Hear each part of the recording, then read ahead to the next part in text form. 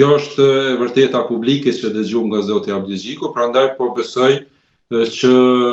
zonja Osmani nuk është rikandiduar me fajin e lëvizjes vetëvendosje, sepse LDK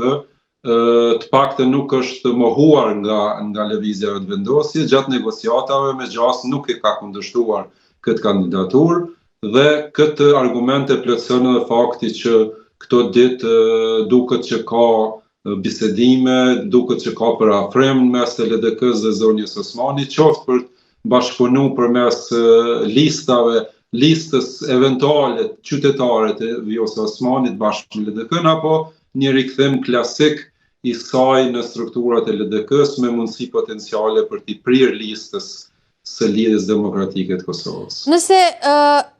shkohet në zgjedhje, sa mund të ndryshoj balancat politike hyrja në garë e zonjës Vjosa Osmani? A do të kishim një rikonfigurim të politikës?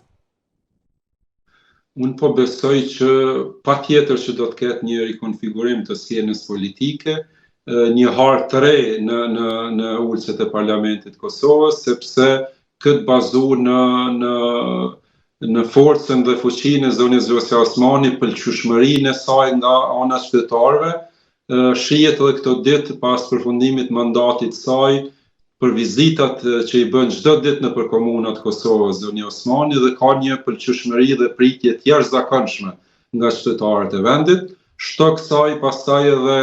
provën që gjatë zgjedhjeve të vitit 2021 lëvizja vetëvendosje llogaritej me rreth 32% të votave, dhe vetëm pas kalimit të zonjës Osmani në listën e përbashkët të lëvizjes vetëvendosje,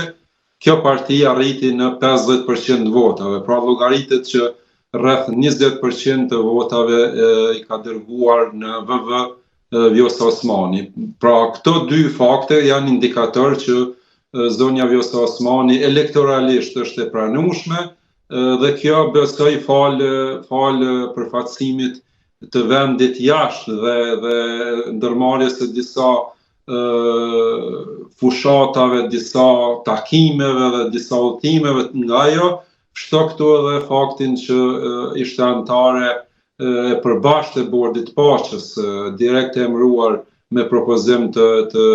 presidentit SBA-ve zotit Trump. Prandaj po besoj që është një kandidaturë që i plotëson pritjet, po shihet që është një kandidaturë që i plotëson pritjet qytetare, edhe eventual me rikthimin e saj në LDK do ta krijonte atë inercionin e bashkëpunimit mes të larguarve pas ndarjes së saj nga LDK dhe strukturave aktuale të Lidhjes Demokratike të Kosovës, dhe po besoj që pastaj do të ketë garë reale për të parin, dytin dhe tretin.